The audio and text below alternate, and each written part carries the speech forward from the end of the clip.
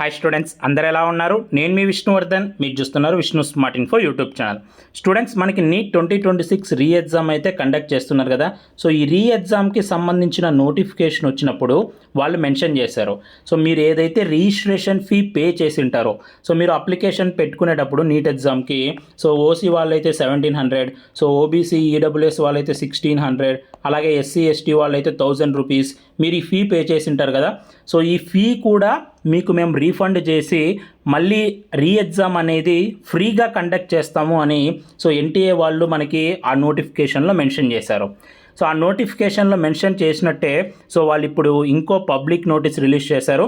So మీరు ఇప్పుడు ఏం చేయాలి అంటే మీ బ్యాంక్ డీటెయిల్స్ అనేవి సబ్మిట్ చేయాలి. మీ బ్యాంక్ డీటెయిల్స్ వాళ్ళకి ఇస్తే మీరు ఏదైతే ఫీ పే చేసి ఉంటారో 1700 కానీ 1600 కానీ 1000 కానీ, సో అది మళ్ళీ మీ బ్యాంక్కి వేసేస్తారు.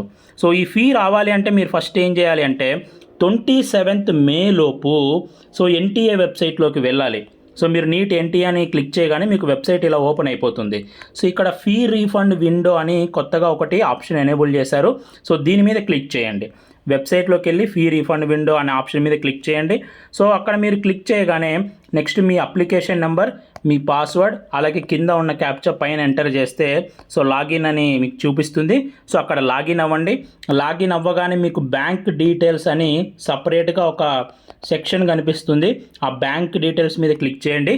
క్లిక్ చేసిన తర్వాత మీరు ఈ డీటెయిల్స్ ఇవ్వాల్సి ఉంటుంది. సో మీరు ఎవరి బ్యాంక్ అకౌంట్ అయితే ఇస్తారో వాళ్ళ బ్యాంక్ అకౌంట్లోకి ఆ మనీ అనేది పడుతుంది. సో నార్మల్గా పేరెంట్ బ్యాంక్ అకౌంట్ ఇస్తారు కదా, సో పేరెంట్స్ యొక్క బ్యాంక్ అకౌంట్ ఇవ్వచ్చు.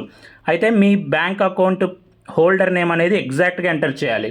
మీరు ఫర్ ఎగ్జాంపుల్ మీ ఫాదర్ది ఇచ్చారనుకోండి, మీ ఫాదర్ పేరు ఎలా అయితే బ్యాంక్ పాస్బుక్లో ఉంటుందో సో అలానే అక్కడ నేమ్ ఇవ్వాలి. అలాగే ఐఎఫ్ఎస్సి కోడ్ ఉంటుంది కదా, అది ఇవ్వాలి. అకౌంట్ నెంబర్ ఇవ్వాలి.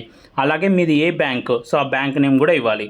ఈ 4 డీటెయిల్స్ ఇచ్చేస్తే సో మీరు పే చేసిన అమౌంట్ మళ్ళీ మీకు వెనక్కి వచ్చేస్తుంది. అలాగే ఇక్కడ వీళ్ళు క్యాన్సిల్డ్ చెక్ కూడా మీరు అప్లోడ్ చేయొచ్చు అని పెట్టారు. సో మీ దగ్గర ఉంటే పెట్టండి. సో ఈ క్యాన్సిల్డ్ చెక్ పెట్టకపోయినా ఏం కాదు, ఓకేనా. సో ఇది ఆప్షనల్, కానీ పైన ఉన్న 4 డీటెయిల్స్ అనేవి మీరు అక్కడ సబ్మిట్ చేయాల్సి ఉంటుంది. గుర్తుపెట్టుకోండి, 27th మే లోపు ఎవరైతే ఇలా డీటెయిల్స్ సబ్మిట్ చేస్తారో సో వాళ్ళకి మళ్ళీ డబ్బులు అనేవి వెనక్కి వచ్చేస్తాయి. సో మన డబ్బులు ఊరికి ఎందుకు పోగొట్టుకోవాలి చెప్పండి. సో మీ ఫ్రెండ్స్కి కూడా ఈ వీడియోని షేర్ చేయండి, లేకపోతే వాళ్ళకి ఇన్ఫర్మేషన్ని షేర్ చేయండి. 27th మే లోపు బ్యాంక్ డీటెయిల్స్ సబ్మిట్ చేయండి. సో మీ డబ్బులు అనేవి మళ్ళీ మీకు వెనక్కి వస్తాయి. సో ఇది మనకి లేటెస్ట్గా ఎన్టీఏ వాళ్ళ నుంచి వచ్చిన అప్డేట్. ఈ వీడియో మీ అందరు నచ్చింది అనుకుంటున్నాను. ఈ వీడియో నచ్చితే లైక్ చేయండి. ఇలాంటి మరెన్నో వీడియోస్ మీరు మిస్ అవ్వకూడదు అనుకుంటే మన ఛానల్ని సబ్స్క్రైబ్ చేయండి. Thank you so much for watching. Have a great day.